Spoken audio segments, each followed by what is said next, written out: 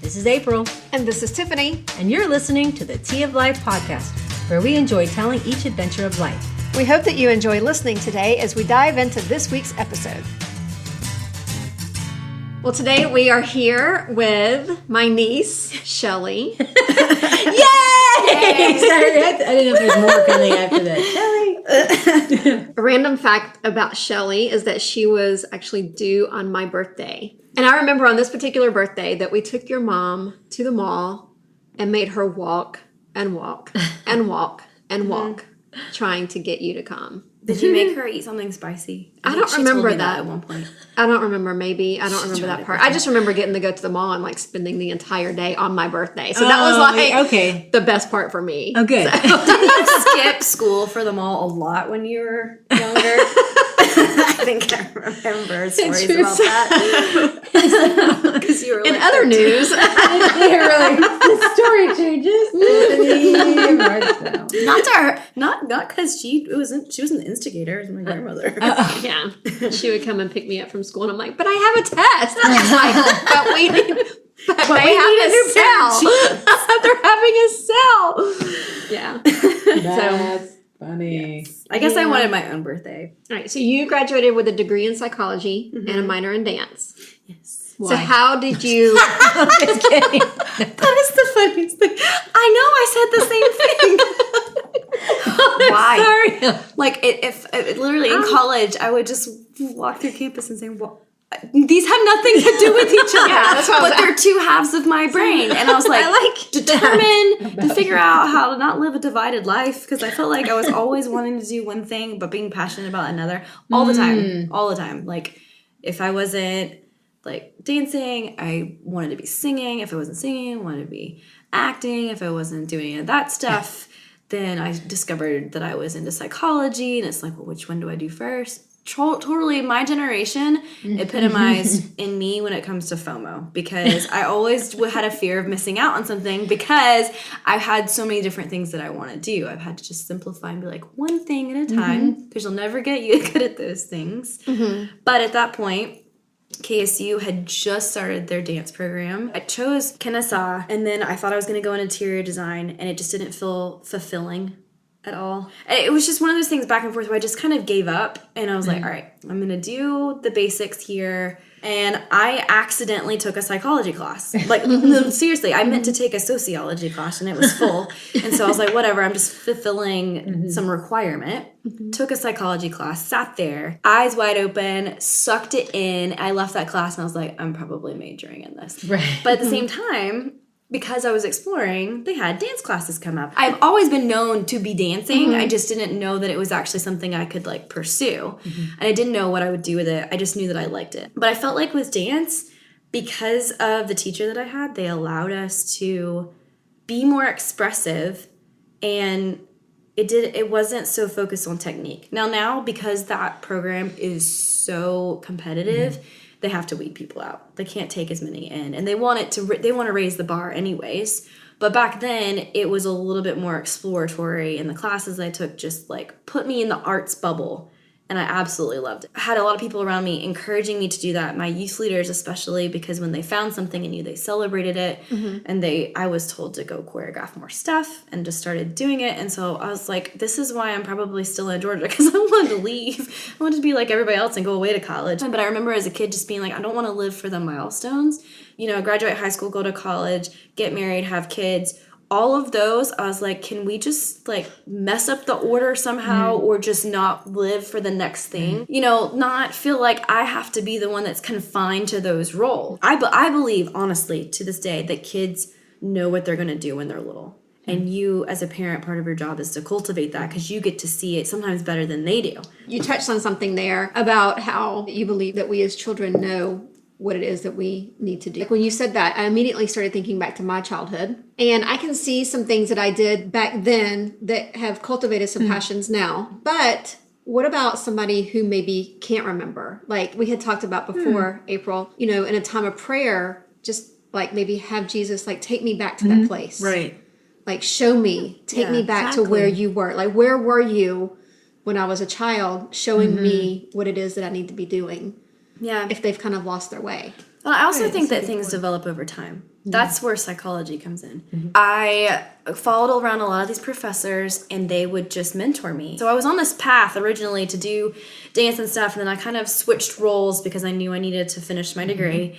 And I finally get done with school, got all this graduation money, and I was like, you know what? I just want to go to Europe for the sake of going. So I called up my godfather, and I stayed with him for another week. And then I met his friend, Dillis. And Dillis is originally from South Africa. She was a teacher, traveled around all over the world teaching English, and ended up in Austria, married her husband. He's since passed away. And she has a little bitty flat at the bottom of a ginormous mountain in the Alps. And I got to know her so well, I was like, let me come see you. So that was the next trip.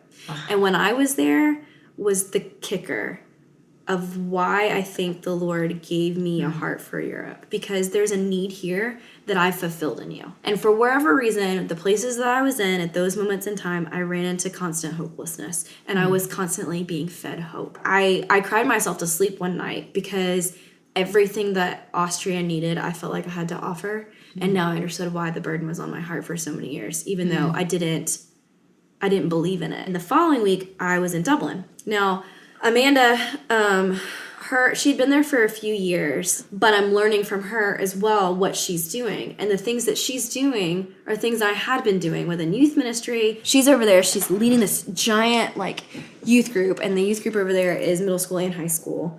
I fell in love with what she's doing and then decided after that summer that I wanted to go and stay. Well, this group of Methodist churches, they had a new youth minister come on, and he really is passionate about community as well. His name's Dave, and he got involved.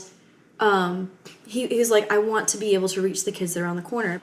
David was the actual minister. He would do confirmation with them. So he meets Amanda. And Amanda, at this point in time, also has another intern named Sarah Joy.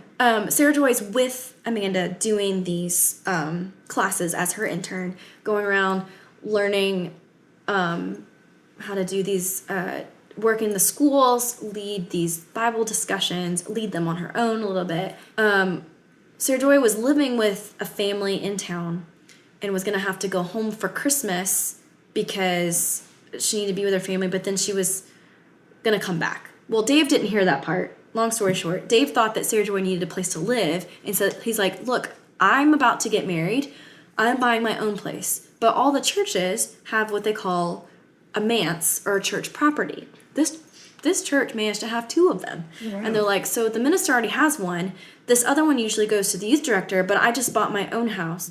When Dave said this to Sarah Joy, she's like, oh, no, I'm just going home for Christmas. But wait, what? You have a place? And he's like, yeah, if you're doing something with the church, we're for everyone. Right. You don't necessarily have to be doing stuff with us. Oh, okay. So, if you need a house, a member of that church gave it to the church as property to use however they want. It was just one of those things where it was always for people who needed a place to live. Mm-hmm. And he offered that to Sarah Joy, and he was like, yeah, actually I have 2 rooms. And Amanda goes, wait, you have 2 rooms? He goes, I have another person that wants to come over here. What can you do? And he was like, yeah, if she's working for you, she can come work with us and we can split time together. She offered that to me over the phone. She goes, yeah, Shelley, it's in Raheny. It's right down the road. And I was like, yes. Now, Raheny is a village that when I lived with Amanda, I would run from her house in this village all the way through Raheny and Clontarf into one of the biggest parks in Dublin. And it was like me and Jesus time running. Yeah. And I was like, man, I would love to live here. I never said that out loud, but the fact that God took the time, that was how I knew it was him, because I was like, I didn't tell that to anybody. So I interviewed with Dave, and I still have the notebook, and I'm drawing all these pictures and taking notes about the setup and everything that I told him about how I perceived ministry, what I had learned from Amanda in the past, and what I was now currently doing. He was like, Shelley, I don't know how you get it, but you get it. He's like, I really want you over here. And I was like, Dave, what you're doing sounds exactly like what I'm cut out for. The 2 years that I was there and the things that we did, we saw kids come to know the Lord. We saw a lot of crazy stuff happen in ministry. I got to do the arts and dance. Like, we led this play called we did The Lion, the Witch, and the Wardrobe. We did it for the community. The majority of the audience was the community. Like, I was in tears over it because this is the exact thing that I had always dreamed of doing. All these things, all these moments, growing up in the church and becoming a leader in the church at a young age, learning how to say no, learning how to say the best yes, which is still a process for me. Like, all these little things have helped shape that picture of what I think God is giving me. And right now, to be honest with you, you've caught me in another point of speaking out in faith. Like, we could probably have another podcast down the road and be like, do you remember that one time we talked about this? Okay. It'll be a circle. See, it'll come in full circle. I know it will. Like the circle maker, the prayers. I mean, it sounded like the theme of, I think, this year for me is Proverbs 16:9. In their hearts, humans plan their course, but the Lord establishes their steps. Dude, that was on my phone yesterday or today. If you have the YouVersion app, it was definitely our verse for this week. Oh, yeah. Yeah, but that's amazing. Like, all your plannings, and God knew the end result. He knew where you went. He knew the best. But you didn't just sit there. You took the steps. No, that doesn't mean that all the steps are going to be easy. Right. When he says, I plan your steps, like I've always looked at that as going, oh, he plans my steps, so he's going to guide me here. Right. He's going to hold my hand. And it'll be easy peasy. He'll shut the door. I'm like, that's the answer I need. Yeah, and I'm like, and he goes, I need you to shut the door. I'm like, but he gave you the choice. Yeah. And I think that's what, for you needed it to learn how to hear his voice. Like you were saying. Yes. And I had to, it got smaller and smaller and quieter and quieter. And I had to learn to trust it. Because I didn't actually trust it because I was so afraid I was trying to combat the doubt in me. Because on one hand, I didn't believe this was going to happen anyway. Because I didn't trust what he put in me. But that's where your faith gets established, is in that unknown space between, if God gave me this, then if it's really him, it'll come to fruition at some point in time. I mean, I had thought about it for 15 years, but he began answering that vision, and it became clear in all of those dark moments and in all of those bright moments, because it takes that period of time to, I mean, it took how many years for Noah to build the ark? How many years for Moses to cross into to promised land? Oh, but wait, he didn't get to. And then how all these different things that it took all these people. And David didn't become king right away, but he got told about it when he was little. I don't know why. I think I learned this somewhere in church by accident. Like, just watching people, that whatever you think God's given you to do, just think the opposite, and that's actually what you get to do. So the whole time I'm thinking, I want to do this, but he's probably not gonna let me. So I'm gonna, and that was a process of him. People have that misconception. They feel like, oh, I want to do this, and God's out there, a big meanie guy in the sky is going to be like, oh, you like that? Well, you're not going to get to do it, and you're going to have to suffer. But that was the process that God, he had to teach me first what his real father heart was like, so that I could give my permission to even go on a trip, to even go and learn this, to be able to say, this is what I want. It's all in an order, and it happens in an order. And even if even if I try to get it out of order, he reorchestrates it again. Reorchestrated, yeah. So, I've had to learn to trust the still, small voice, and if I make a mistake, it's okay. I had to learn the difference between wisdom and caution. So when I was a teenager, I was praised for my great wisdom because I was actually cautious, but no one knew that. I didn't want to make a mistake. If I could learn from someone else's mistake, I would watch their life, listen to their wisdom. For a teenager to do that, yes, I guess that's weird. But I would watch their life and be like, oh, so I shouldn't do that. Okay, I'm going to go here. And then to be able to also regurgitate that wisdom, it looked like something else. So I was called wise. But you only get wise when you learn how to apply that knowledge properly and with faith. So there's a type of faith that causes you to take a risk, and there's a type of faith that causes you to say, this is the wise thing to do. And sometimes the wise thing to do is to just take a risk and go for it. That's it for today. Tune in next time as we continue to dive into life. In the meantime, don't forget to subscribe to our podcast. You can find us at teaoflifepodcast.com or follow us on Instagram at teaoflifepodcast. Until next time, in the words of Monty Python, make tea, not war.